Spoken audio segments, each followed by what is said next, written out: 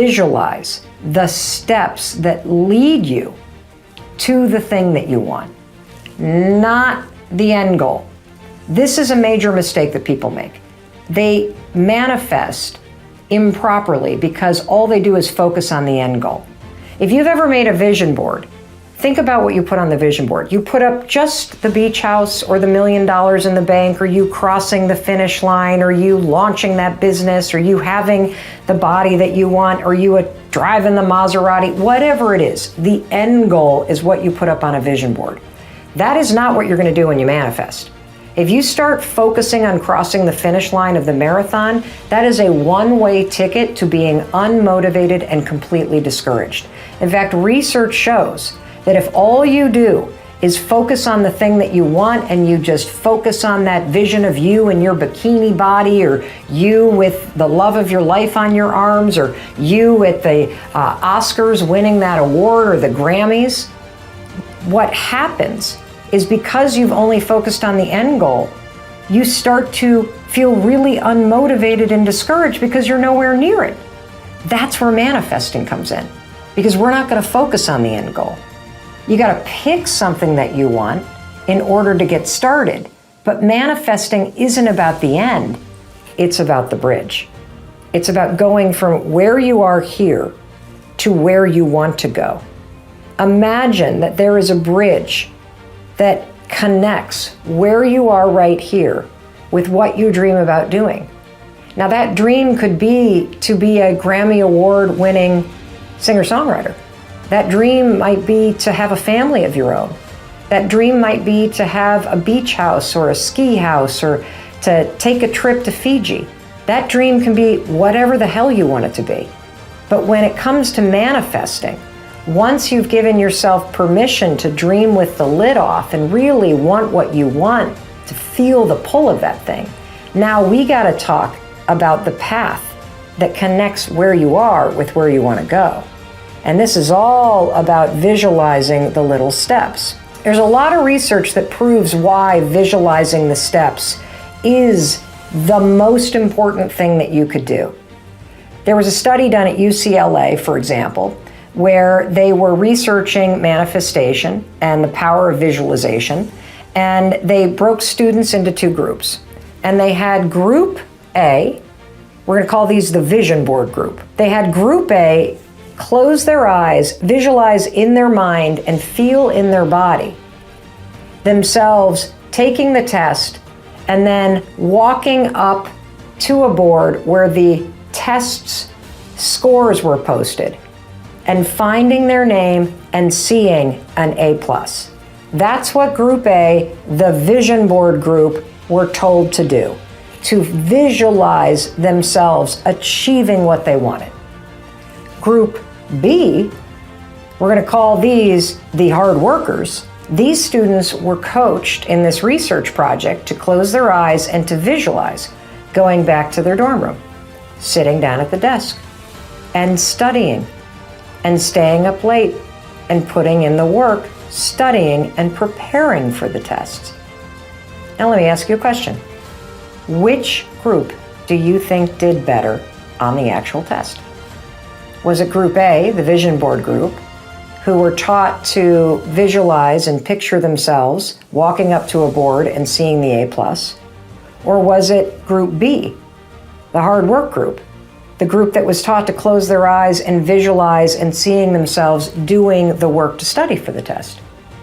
Well, if you answered Group A, you're wrong.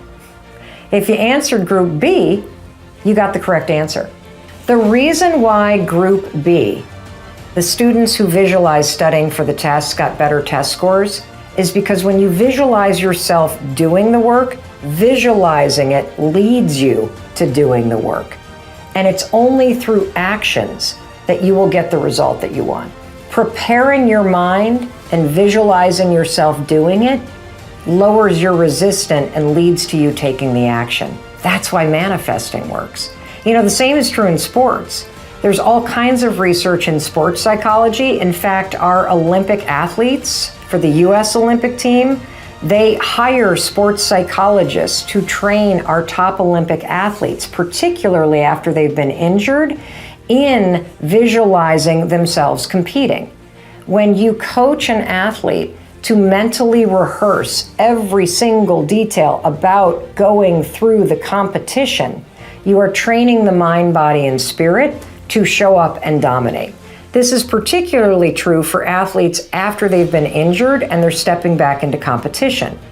If you've been injured in competition, you're naturally going to feel anxious. You're naturally going to be nervous. Your brain and nervous system circuitry is now programmed with the intensity from that injury, the memory from the injury. So of course it's natural to bring that into your pre-competition feelings about it, right?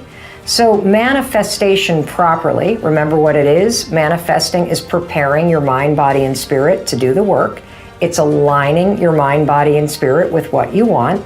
It removes the obstacles that would normally stop you, which then prepares and motivates you to take the actions to succeed. So in the case of athletes who visualize themselves and see themselves doing all the steps over and over, they're removing the nerves. They're removing all the programming related to the injury. They are preparing their mind, body, and spirit to go in and frickin' dominate. And so are you. Do tiny things every day that boost your mood, okay? So we're gonna build your mood muscle. If you can, move your body, because negativity gets stored here. And moving your body, we know based on the research, simply moving your body for 10 or 20 minutes a day will release chemicals in your mind that help you boost your mood. The second thing that will boost your mood is I want you to make a tiny promise to yourself every day. Just one thing that makes you feel more positive. Is it getting up on time? Is it eating something healthy? Is it only having one glass of wine or reaching for a mocktail? I want you to put one tiny promise into place. Put it into the comments right now. What's one tiny promise that you can make to yourself that you're going to do every day? It might just be that you're going to wake up every day, take a deep breath, remind yourself that you're healthy, and that's going to be the tiny promise. I want you to do one tiny promise every day, because keeping a promise to yourself will boost your mood and make you feel more in control. Another way to build your mood muscle is have a zero tolerance policy for your own negative thoughts. Right now, as you edit social media and edit your news take and edit your negativity coming in from the outside world, do not tolerate negativity from the inside world. I woke up this morning, I looked in the mirror, I looked at the gray hairs that are coming in, particularly like right up here, and I started to go negative. I started to feel dreary, and I went, Mel, cut this out.